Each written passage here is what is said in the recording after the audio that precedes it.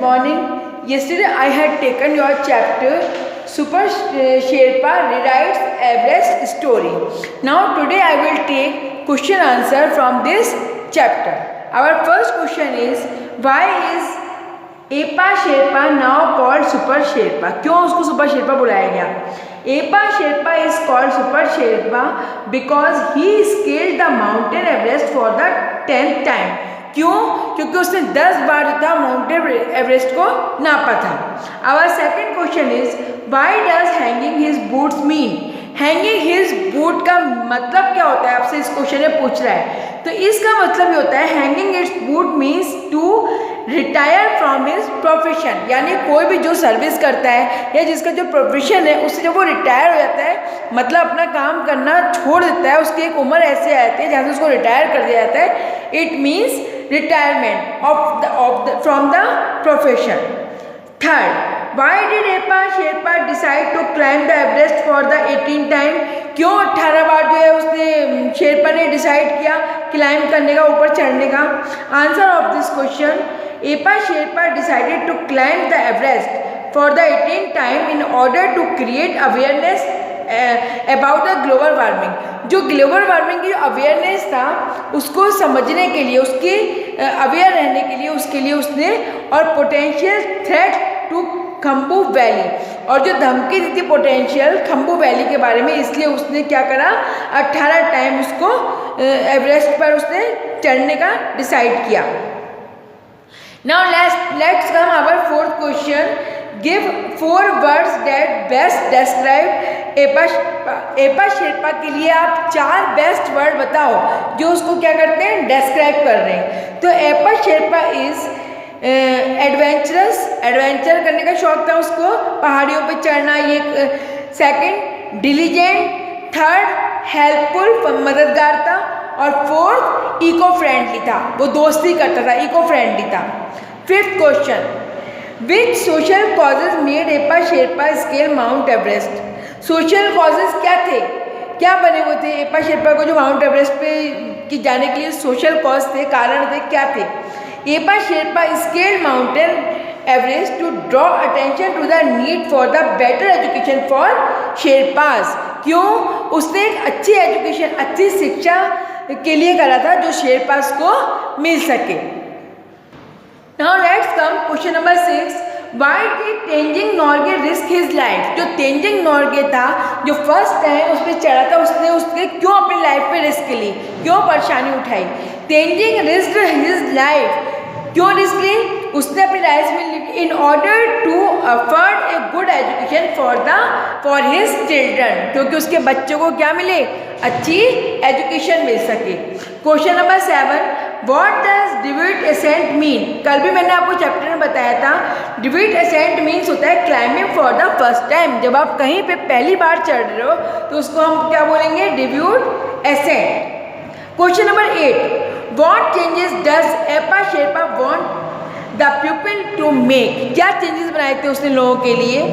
एपा Sherpa wants the people to change the reduce global warming. Reduce मतलब कम करना, ग्लोबल वार्मिंग को कम करें, एंड सेव वाटर टू, और पानी को भी बचाएं. Our 9th question is, which word in the passage mean the same as the following? इसके लिए आपको एक वर्ड देना है जो इनका सेम मीनिंग हो. First, the accent to which someone express attention. इसके लिए आएगा promote, PROMOTE, promote. B, heights point of a mountain, सबसे ऊंची ऊंचाई पहाड़ों की. इसके लिए एक वर्ड हम देंगे summit, SUMMIT. C, not pretentious और एरोगेंट, जो मतलब बहुत एरोगेंट हो, बहुत रूड नेचर का हो, जिसको कोई बात बर्दाश्त नहीं होती हो, बड़े अजीब तरीके से बोलता हो. इसके लिए एक वर्ड यूज करेंगे हम humble. Now students, let's come page number 60. Fill in the blanks using the appropriate forms of the words given below. अब आपको यहाँ पे वर्ड्स दिए, जैसे मैंने आपको पहले एक्सरसाइज में बताया था कि उनके वर्ब की फॉर्म को चेंज करके फिल इन द ब्लैंक्स में फिल करना है. अब first fill in the blanks, he is making a fill in the blanks effort to succeed in the examination. अब यहाँ आपको फिल इन द ब्लैंक्स करना है. इसका मतलब ये he is making a fill in the blank effort, उसने अपने जो एफर्ट्स थे, जो अपने पूरे मतलब उसने एफर्ट्स दिए थे एग्जाम के लिए सफलता पाने के लिए, तो उसका क्या था, उसका दृढ़ निश्चय था।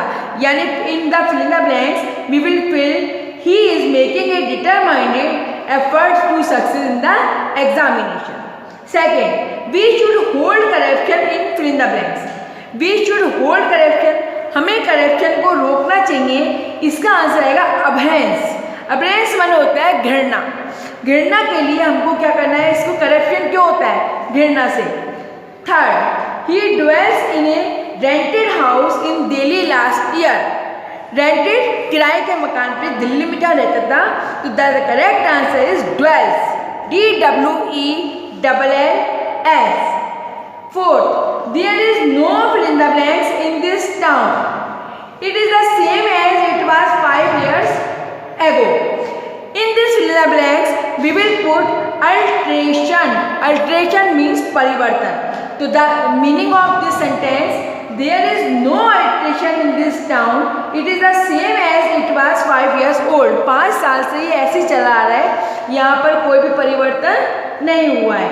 Next, he deserves praise for, deserve मतलब वो जहाँ डिजर्व करता है, स्टैंड करता है।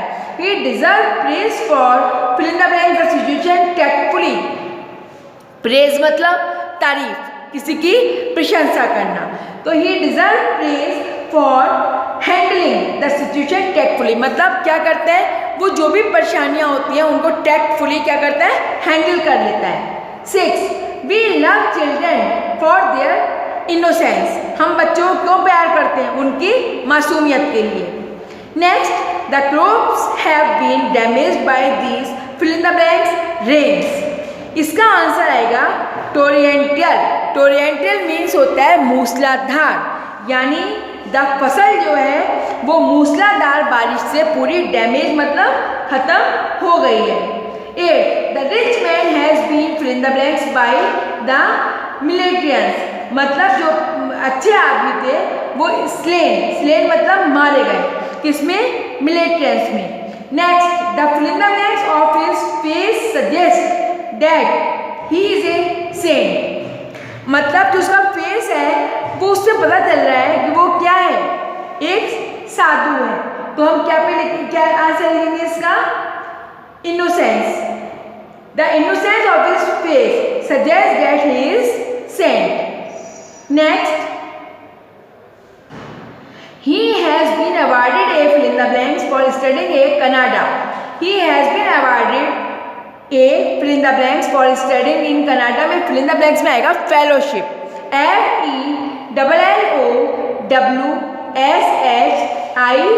FELLOWSHIP, fellowship. He has been awarded a fellowship for studying in Canada. Now let's come question number B. Rewrite the following as directed. Our first sentence, it is sad to see that we have to tolerate whispered corruption.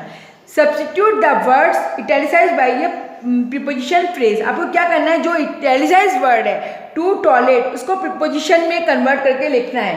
तो the correct answer is, I will tell you of this answer.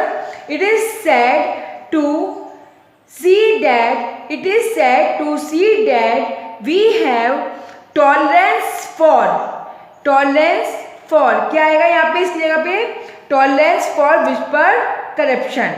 Second, you will go to London next week. Appropriate question tag लगाना है आपको इसके ऊपर। मैंने आपको पहले ही बताया था क्वेश्चन टैग कैसे लगता है, आपसे जब कोई क्वेश्चन पूछा जाए।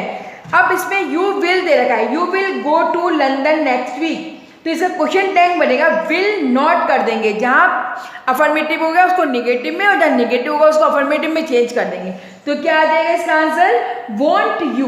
क्या आएगा इसका answer, won't you. Next, I have just received my school report, would you like to see it, said my little daughter.